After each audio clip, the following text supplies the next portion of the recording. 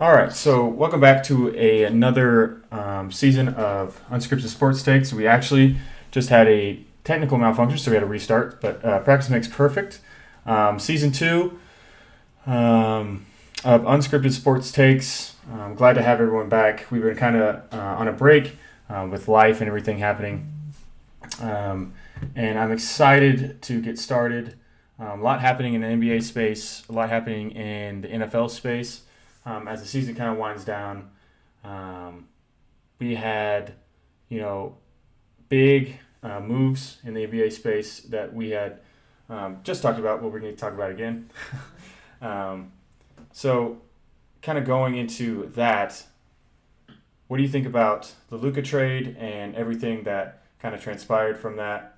Um, like right off the top of your head. Yeah, the whole situation's really bizarre. Completely unprecedented. Nobody's ever traded a um, like superstar level player off of arguably the best season of their career um, to an in conference rival. Also, is crazy. It, yeah, the Mavs.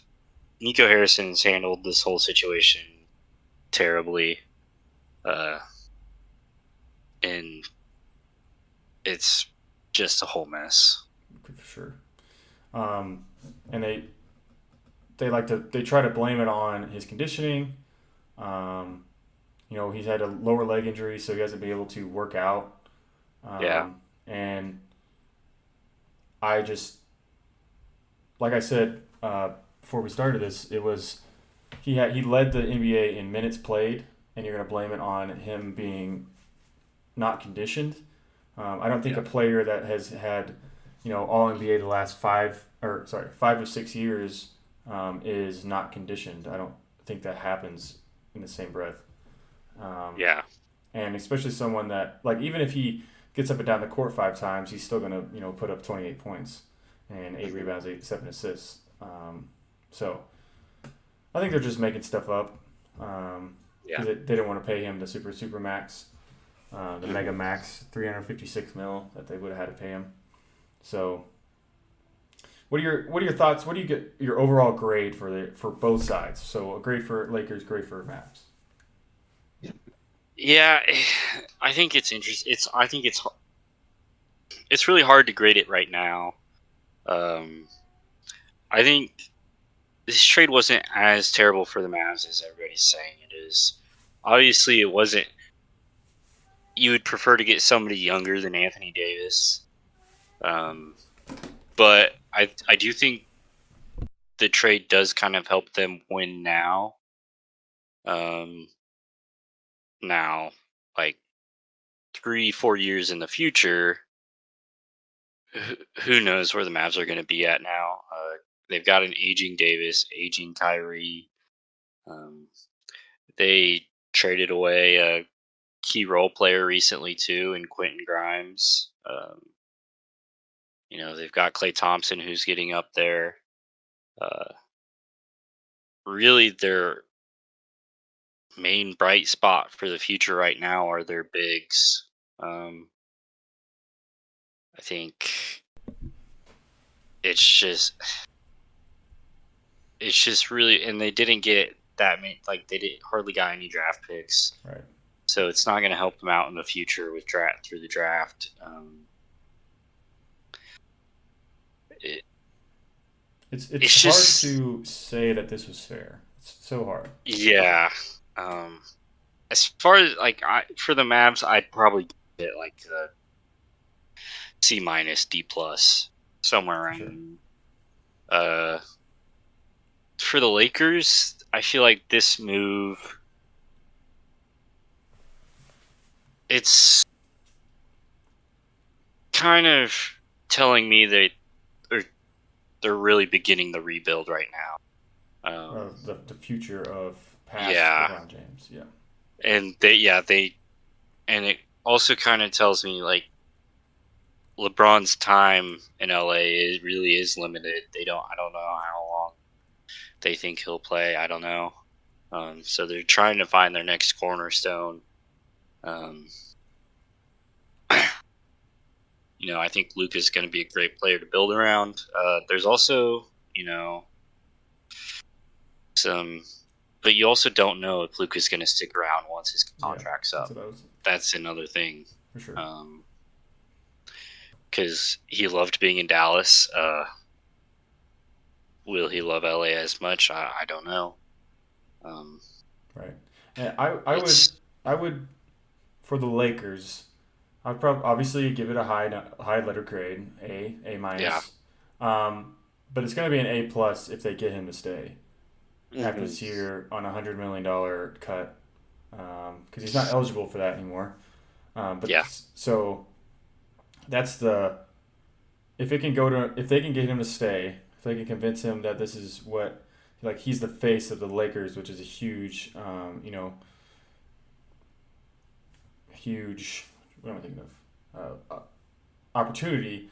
Be one of the LeBron James, the Wilt Chamberlains, or sorry, the Kobe Bryants, the Shaqs, those type of people.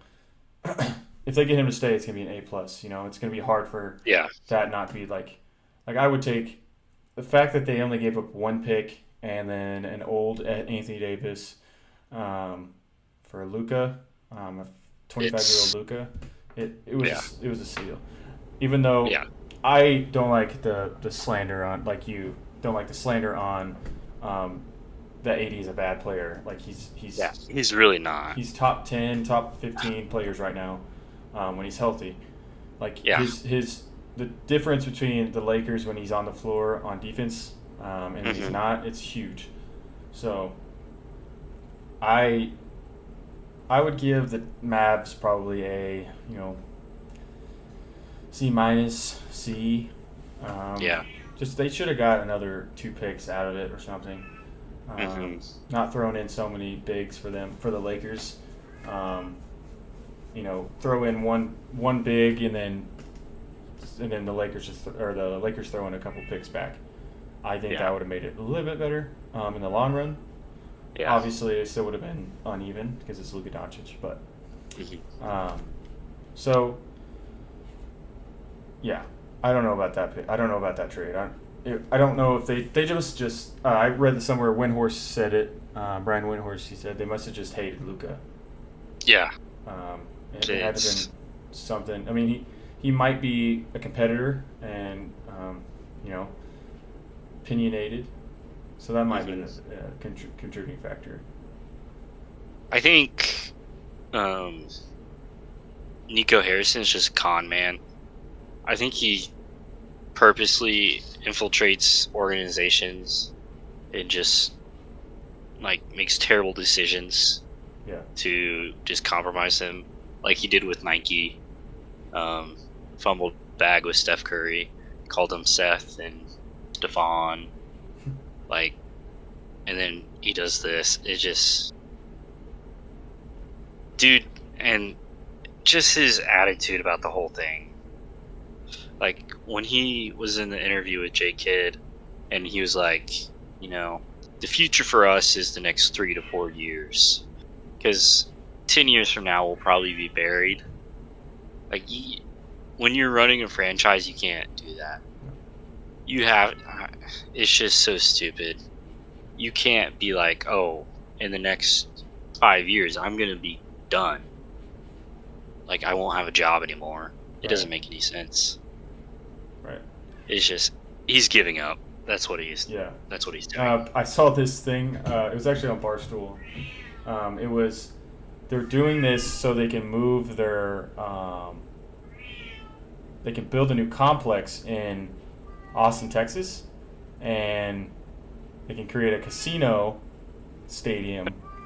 So they want to be really bad, so they can move their into a new stadium with casinos and make all this money. But they have to move to Austin to do that. I was like, I don't think that if they would have done that, they would have not got AD back, unless they trade him next year. So that was an interesting thing I saw. The guy in Barstool was adamant that is for sure going to happen. that's more likely to happen than them actually wanting this trade to go through. I'm like, I don't believe it. Um, but so moving on, that Lakers trade is terrible. But this trade that we're about to talk about is a little bit more, I would say a little bit even. I would say a little bit more Yeah.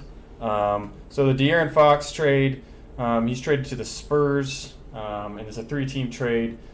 De'Aaron Fox to the Spurs, Zach LaVine to the Kings, and then it's just a little bit like the Lakers trade, some picks and some minor role players. But your first take on the De'Aaron Fox going to the Spurs? I like De'Aaron Fox going to San Antonio. I think it's going to be. I think their future is really bright. They've got Fox, Stephon Castle, Wemby. They've got good depth at guard for Wemby. I think that's going to help him play at the same level he's been playing at. Right. He's just an absolute monster. I think it's what they need. Don't personally. Yeah, it is. As far as like Zach LaVine to the Kings, I don't think is. Zach LaVine's starting to get old. He isn't producing at the level he was when he was first in Chicago. He's just not the same player. I feel like Chicago kind of got fleeced in this whole thing. They didn't really get a whole lot. I think long term Spurs future is super bright.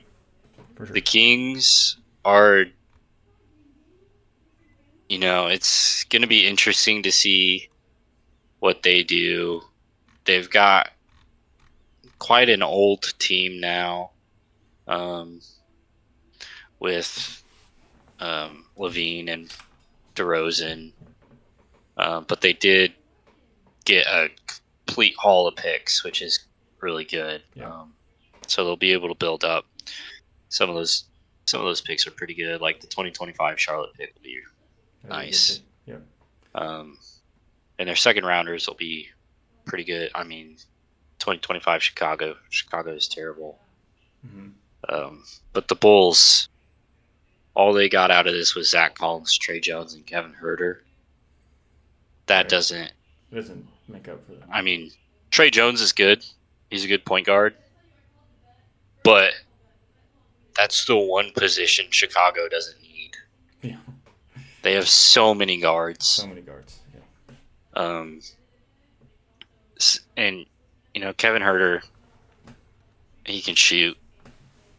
That's always great to have, but other than that, he doesn't do anything for you. And Zach Collins he's been a decent role player, but again, he doesn't really provide. He's going to provide maybe 10, 12 solid minutes for Vooch, but I think personally, like I said, that De'Aaron Fox is exactly what they're looking for. How old is he? 27, 26, all-star. Pairing him with Victor. They needed. They have Stephon Castle. He's been playing decently, and they got to keep what's his name, the other guard. Starts with a V. Vassell.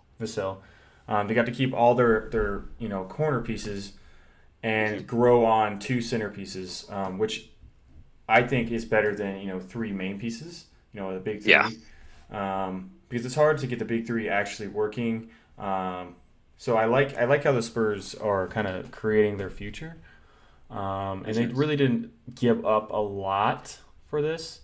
Now, if we're talking about the Kings, I've always liked Zach LaVine as a player, but he just can't play defense, just like De'Aaron Fox can, and he's not as quick. Yeah. So that's the one downside of the trade. But I do think this is definitely a better trade all around from every team involved. Um, I mean, the Bills are the ones that, or the Bulls are the ones that, are getting the short end of the stick here, Yeah. like you said. But they're getting their pick back, their own pick back, first round pick from San Antonio. That's going to help them because, like you said, the Bulls suck. I keep saying Bills. The Bulls suck. Yeah. So they get their pick back at least in the first round of next year's draft. So at least they get a top 10 pick, and some pieces to kind of package together for another, mid piece. Because I don't think they're going to be able to keep, these aren't role players that you keep for a championship team. These are people that you package together for, more picks, or you just move them around. So yeah, I do think the Spurs are getting there. Like next year, I'm not sure Fox's full, salary or his year contract left. I know that he probably has like 2 or 3, depending on because he gets traded, usually 1 or 2. So, but the Spurs are going to be someone to watch in the years to come for sure. Yeah, and another thing to think, like the Spurs, they don't have any, like I don't think they have any really huge contracts. No. So they're gonna have room to work in the future. Yeah, especially before Wembanyama, requires that max. Yeah. The super max, because he will eventually. So. Yeah. It's gonna be his contract's gonna be insane. Right. It's gonna be like Luka's around there. Yeah. But it's obviously growing. It grows as more years happen. So it'll probably be around the 400 million when he's like 25, which is crazy. That's so 5-year 400 million. So I am excited for the Spurs. Yeah. I'm excited to watch them. Yeah. So now moving on. Go ahead. I do wish the Spurs did, or I hope they trade Jeremy Sohan. I hate watching him play basketball. He just has no idea what he's doing out there. I don't like watching him shoot the ball. He just forces everything. Yeah. And except for passing to the 7'4" giant when he's wide open in the paint. Yeah. Like, give him the ball. I that's the thing. I was watching the Spurs, and I'm like, it was against the Bucks a couple weeks ago, and he has 12 in the first quarter. Wembanyama has 12 in the first quarter. Yeah. And then they just don't give him the ball again. He does not score for the rest of the game. He has like 15 to end the game. And I just watched Vassell, and Chris Paul did shoot it and make it. But I just watched Vassell shoot it 15 times and not make a shot. Yeah. I was like, geez, you got to get the guy the ball. That was the most frustrating thing. Yeah. But that's just watching the Spurs. That was one time in a lot of games, but most of their games are like that. from all the games I've watched, it's all bad to watch. Just chucking. Yeah. All right, so moving on to our NFL talk. Big game this Sunday. It's Chiefs versus Eagles. This talk is also going to be our first time talking about spreads and prop bets. We're going to start introducing gambling bets, which I'm really excited about because I'm itching. I'm actually itching. So we get to talk about our top bets, our best parlays, and for me, I'm going to use Prize Picks Lays, Prize Picks Squares, but I'm super excited about this game because I want Saquon Barkley to stunt on Chiefs. Yes. But I don't know if it's going to happen. But so first of all, who is going to win the Super Bowl? You go first. And why? I think it's going to be a really good game regardless. But watching the Chiefs play against the Bills and their defense against the run is just atrocious. I think I have to pick the Eagles just because Saquon's been on a tear, and the Chiefs are going to give up like 8 yards every run. And that's the Eagles' identity is running the ball Right. this season. So I think the Eagles are just going to dominate on the ground. And I don't know. The Chiefs are going to have to be perfect on offense. For sure. Because the Eagles' defense is also kind of scary. Yeah. The number one defense. Number Yeah. one overall. Their secondary's so good, and their front four is amazing. Best in the league. Yeah, Linebackers are best in the league. Yeah, it's Zach Bonds, all pro. Yeah. It's going to be tough. But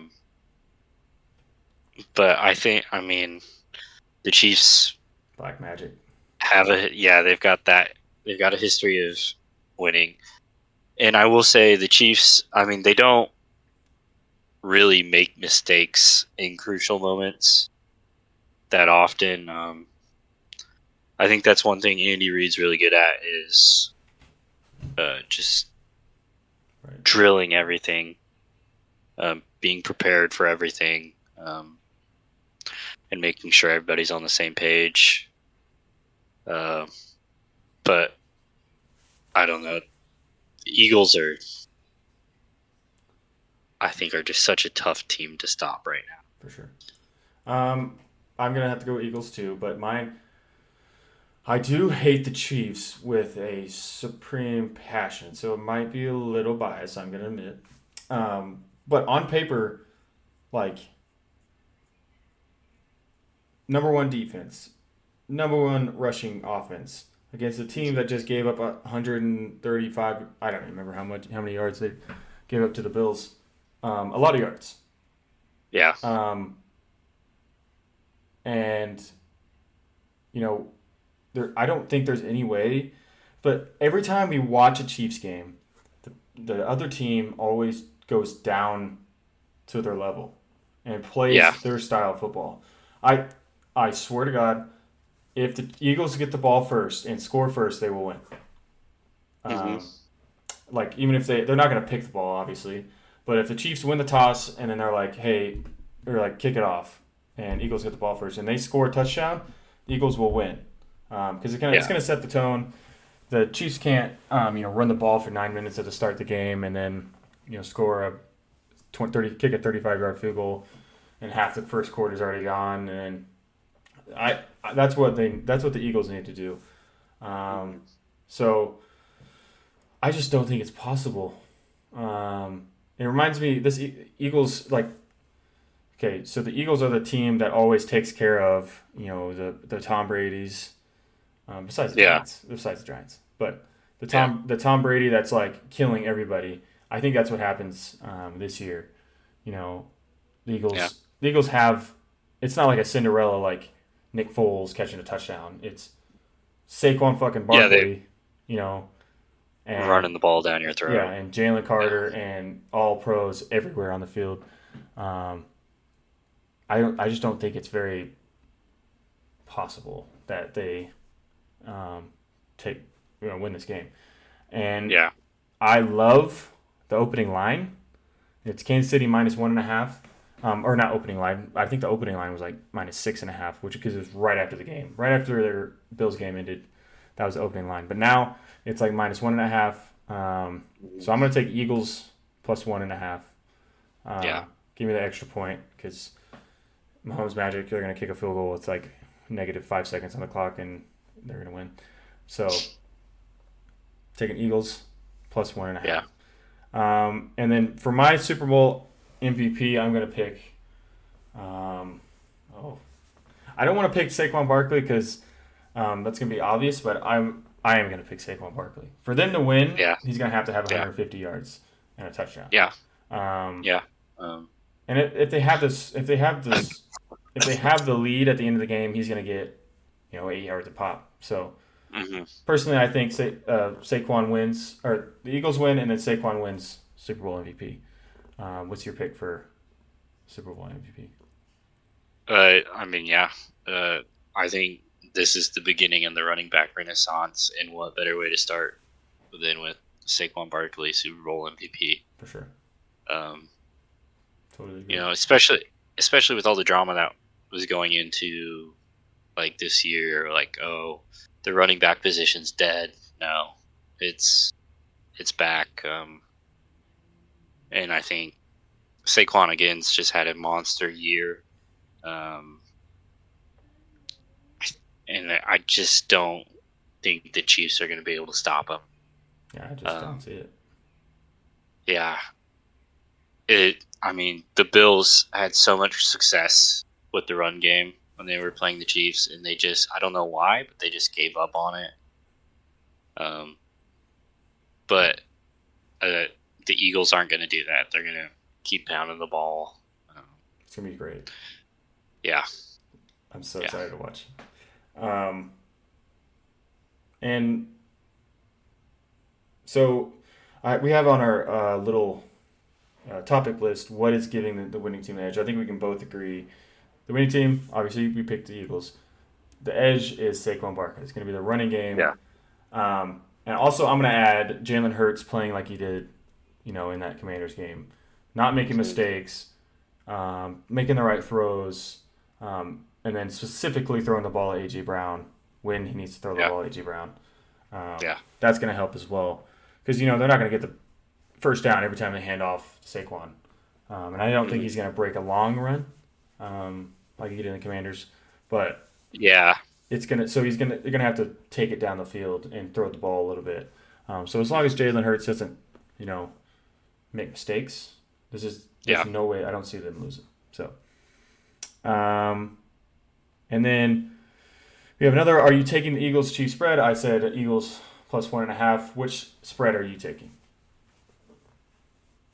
Yeah, I'm taking the Eagles plus 1.5. I think it's gonna be a one score game at least. Right. Um, so and I'll take the over as well. Ooh, I like that. I like the over. What's 48 and a half 48 and a on half? FanDuel. Um, I think that's pretty doable, and I think it's a realistic number. Yeah, I like Um, that. I like the over. Because the yeah, last Super Bowl last year it was 30, it was 36, yeah, 35, 60 points, yeah, 70 points. Um, so I do like the over, honestly. yeah. Even though we have two really good defenses, I still think they're going to score quite a bit Hmm. back and forth. And then we're going into the top player props for the Super Bowl. So I use Prize Pick Squares. I can't remember. So first one, top price pick square. I'm gonna do Butker fantasy points. Um, so I think it's like 9.5 or 8.5. I'm gonna do him's fantasy points, and then I'm gonna do Jalen Hurts rushing touchdown. Give me the tush push. Hmm. And then obviously on Prize Picks, it's a free. You get a free pick Mahomes passing yard, so he has to get it 1 yard or more. So that's gonna be my little three piece for the Super Bowl. I think it's a 5x. Um, Yeah. but yeah, that's gonna be mine. Those three. Okay. Yeah. Um, yeah, I think I might take Travis Kelsey anytime first half touchdown scorer. Ooh. Um, I feel like that happened when they played the Bills. I know. Yep. Um, I could see it happening again. I feel like that's usually how Chiefs games start off with. It's either Travis Kelsey, Xavier Worthy. It's one of those two. Um, so I think I'll take that. I would take the same thing for Saquon. I think he'll find the end zone at least once. Yep. in that first half. I do like your Hurts rushing touchdown. I think he'll hit that. Um, eh, and I think just interesting one. I'll take Xavier Worthy over 18.5 miles per hour. Oh, I think what's the odds on that? um, it's -172 for the Okay, yeah, over. it's a Um, lot. yeah, but I mean, the dude ran a 4.2. Yeah, he's gonna hit it. Like, All he has to do is get free for 20 yards. Like, yeah, they'll run a screen and he'll have like a little burst and he'll get it, or a little toss or something. I think he'll get that easy. I like it. I'll take that as my little three piece. I like it. And I might, on FanDuel or something, take the over. I'm gonna do the over. Uh, Saquon Barkley rush yards when he years, and then Travis Kelsey anytime touchdown. I might do that on FanDuel. That little Yeah. piece for both of us. Um, so yeah, that's about it for this episode. Let me make sure. Yep. All right. So thank you guys for coming up and watching us on live stream on Twitch. It's going to be posted. This episode is going to be posted on Spotify probably tomorrow, and so we got to download it, edit a little bit, and then go follow us on Instagram, Unscripted Sports Takes, on X, Unscripted Takes, and then obviously go subscribe to our our Spotify channel, so you can watch Yeah. the. If you miss that live show, you can watch it on Spotify. So, Yep. thank you guys, and have a good night.